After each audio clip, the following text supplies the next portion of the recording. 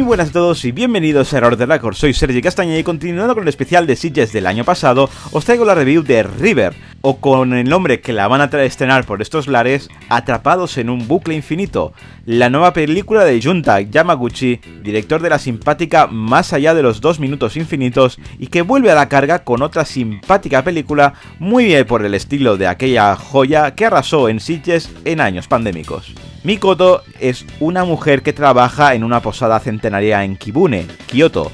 El día parece desarrollarse con normalidad, con múltiples huéspedes y obligaciones cotidianas. Un tanto abrumada, Mikoto aprovecha y se toma un descanso a la orilla del río cercano.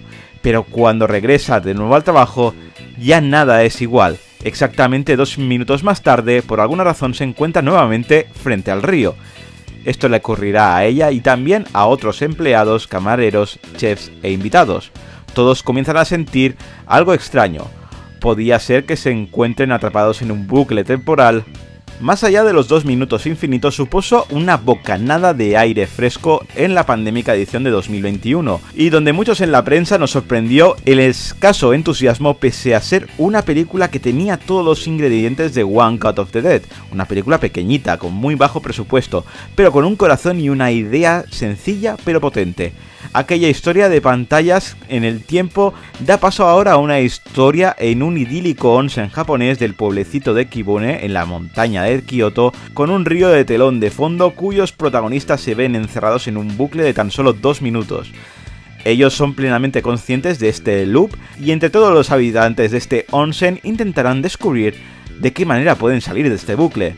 Lo mejor es lo simpática que es, pocas películas son capaces de alegrarte el día y esta es una de ellas, con un reparto con muchos personajes que repiten desde más allá de los 2 minutos infinitos.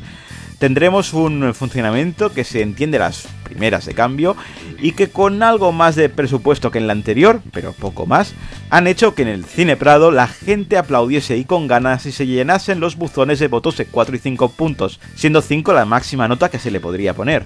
Lo peor de la película es que no arriesga en meterse en un berenjenal nuevo y que repite la fórmula de los 2 minutos de manera, eso sí, muy diferente pero igual de efectiva. Eso y que tiene un pequeño momento de bajón de ritmo, pero afortunadamente dura poco. Eso y el humor japonés, que es bastante peculiar, pero que incluso los occidentales en este caso nos ha hecho mucha gracia.